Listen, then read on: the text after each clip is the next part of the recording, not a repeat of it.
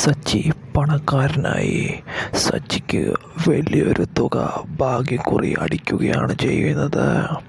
അതെ, സച്ചിയും രേവതിയും വലിയ പണക്കാരാവുന്നു. അങ്ങനെ സച്ചി ഒരാളുടെ കയ്യിൽ നിന്ന് ഒരിക്കൽ ഒരു ഭാഗ്യക്കുറി എടുക്കുകയാണ് ചെയ്യുന്നത്.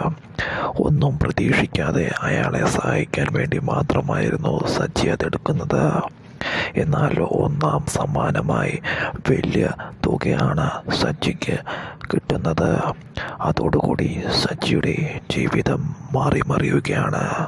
ഒപ്പം രേവതിയുടെയും. സച്ചി പണക്കാരനായതറിഞ്ഞ്, ഭാഗ്യക്കുറി അടിച്ച് പണക്കാരനായതറിഞ്ഞ് അങ്ങനെ രേവതിക്ക് അച്ഛനും ഏറെ സന്തോഷമാകുന്നു.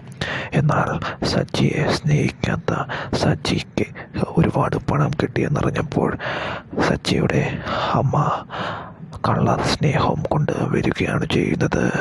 കൂടെ ചേട്ടനും. അതെ, അങ്ങനെ സംഭവിക്കുകയാണ്. അവരെ ഒന്നും സച്ചി അടുപ്പിക്കുന്നില്ല.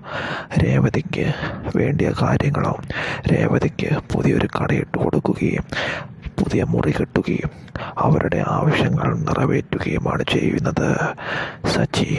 സച്ചിയുടെ അമ്മയെ